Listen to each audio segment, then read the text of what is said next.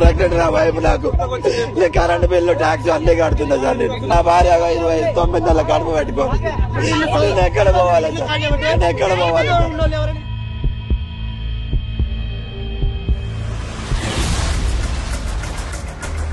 राहुल गांधी इधर देशवासियों को जाति में उलझाए हुए हैं, उधर कांग्रेस के मुख्यमंत्री रेवंत रेड्डी तेलंगाना में 15,000 आशियानों को सपाट करने में लगे हुए हैं। हालांकि इस बात की देशवासियों को कानों कान तक खबर नहीं है। 1,50,000 करोड़ रुपए की लागत से बनने वाले इस जमीन पर ऐसा नहीं है कि गरीबों के लिए अस्पताल या स्कूल कॉलेज खोला जाएगा, बल्कि पर्यटकों को आकर्षित करने के लिए मूसी रिवर फ्रंट को रीडेवलप करने के नाम पर कांग्रेस गरीबों के जीवन भर की कमाई को बुलडोज कर रही है। अब कुछ लोग कहेंगे कि इसमें क्या बड़ी बात है, ये तो हर राज्य में होता है।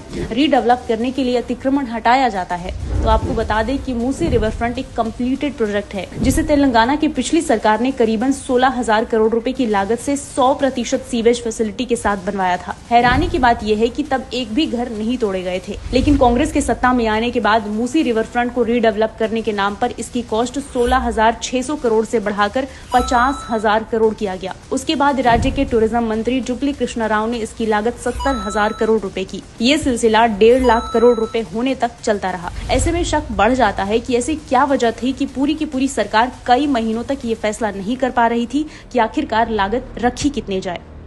आमतौर पर प्रोजेक्ट का काम शुरू होने के बाद लागत राशि बढ़ाई या कम की जाती है, लेकिन कांग्रेस सरकार निर्माण का काम शुरू किए बिना ही राशि बढ़ाती चली गई और लोगों के आशियाने को ढहाने का काम शुरू कर दिया, वो भी स्थानीय लोगों को बिना कोई स्पष्ट रीजन बताए। हिटलर की तरह कांग्रेस सरकार ने ऑफिशियल तौर पर 15,000 घरों को तोड़ने का नोटिस जारी किया। आप अंदाजा लगा सकते हैं कि 15,000 घरों में कितने परिवार रहते होंगे। और तो और ये 15,000 तो ऑफिशियल थे, अनऑफिशियल ना जाने कितनी ही झुग्गी झोपड़ियों को कांग्रेस सरकार ने गिरवा दिए।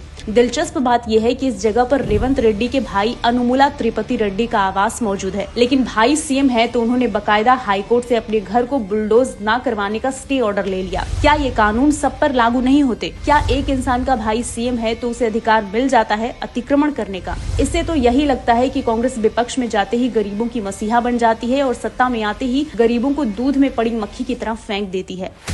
अब बात करते हैं उस कंपनी की जिसे कॉन्ट्रैक्ट देकर कांग्रेस सरकार बने हुए रिवर फ्रंट को रीडेवलप करवाने में लगी हुई है। दरअसल इस साल फरवरी में मेंढाड़ ग्रुप के सीईओ उमर शहजाद और रेवंत रेड्डी ने मुलाकात की। ये वही कंपनी है जिस पर झारखंड में करोड़ों रुपए के स्कैम करने के आरोप है। इतना ही नहीं, कांग्रेस सरकार उस कंपनी को भारत में 1 लाख से भी ज्यादा रुपए के कॉन्ट्रैक्ट दे रही है, जिसे पाकिस्तान जैसे देश ने मनी लॉन्ड्रिंग मामले में लुकआउट नोटिस जारी किया हुआ है। सोचने वाली बात है कि जिसे पाकिस्तान ने ठोकर मार दी, उसकी जेबें कांग्रेस क्यों भरने में लगी है। कांग्रेस सरकार का कहना है कि इस प्रोजेक्ट के तहत शहर में मनोरंजन क्षेत्र, सार्वजनिक प्लाजा, बच्चों के थीम पार्क बनाए जाएंगे। क्या हैदराबाद को इन सब की और जरूरत है, वो भी उस समय जब 15,000 लोगों को बेघर किया जा रहा है। आपको याद होगा 2023 में राहुल गांधी की सांसदी सस्पेंड होने के बाद जब उन्हें सरकारी आवास खाली करना पड़ा तो पूरी कांग्रेस बिलबिला रही थी, लेकिन आज कांग्रेस शासित राज्य में 15,000 घरों से चीख पुकार की आवाज सुनकर राहुल गांधी जानबूझकर अपने कान में रुई डालकर बैठे हैं। तेलंगाना में हजारों आशियानों को तोड़ने का कांग्रेसी सरकार का ये मुगलिया पैगाम न सिर्फ अपने पसंदीदा बिजनेसमैन को फायदा पहुंचाने का या तो पैंतरा है, या फिर प्रोजेक्ट के लिए जो करोड़ों की लागत बढ़ाई जा रही है वो कहीं दिल्ली के अकाउंट में डालने का एक तरीका तो नहीं।